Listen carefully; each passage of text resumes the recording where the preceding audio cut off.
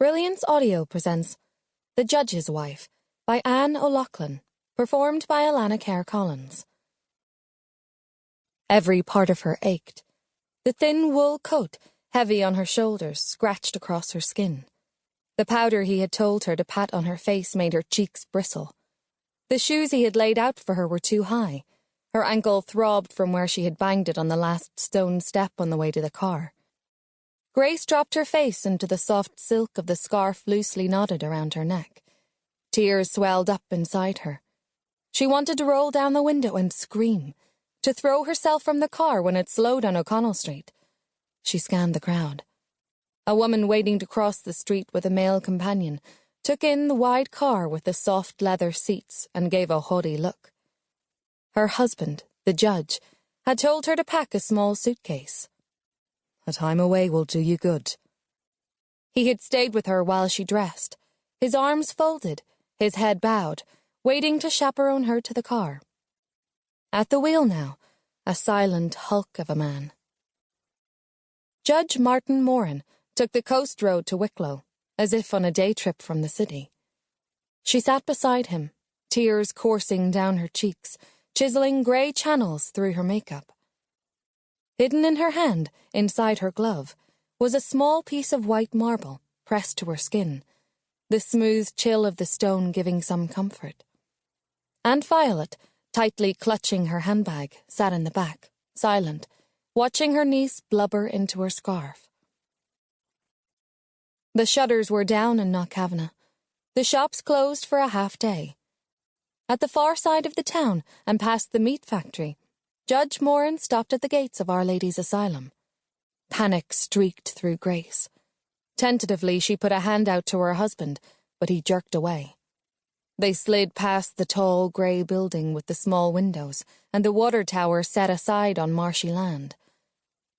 At a small stone bungalow, the Morris Oxford pulled into a parking space marked Reserved.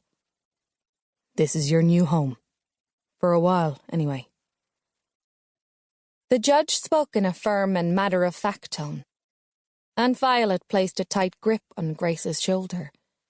A man in a suit flanked by two attendants emerged from the house, smiling, arms extended.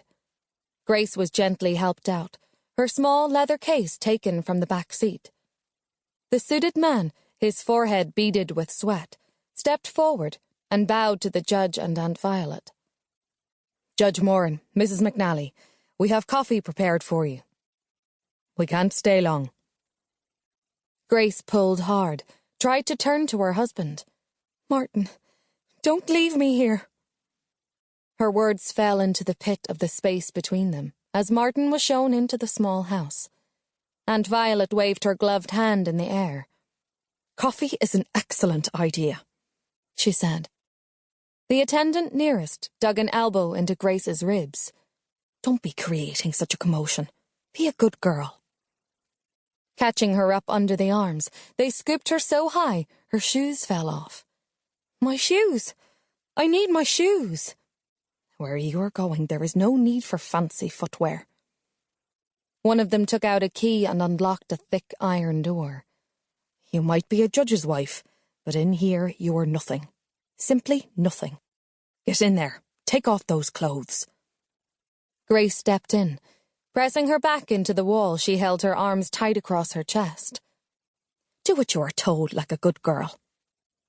Her gloves were wrenched off. Her silk scarf slid to the ground. Her coat was yanked from her shoulders, and her dress pulled so that the flimsy satin gave way down one side, the sound of the tearing fabric shrieking through the room, echoing the screams in her head. She stood in her cream silk underwear, shivering. Take them off. But... The attendant took a step towards Grace. Quickly, she danced out of her slip, unhooking her bra, desperately trying to hide her breasts. Knickers off as well. Grace shivered. I gave birth only days ago. Take them off. Grace pulled down her knickers, shame flushing through her. She stood, her legs squeezed together, trying to hold in a pee.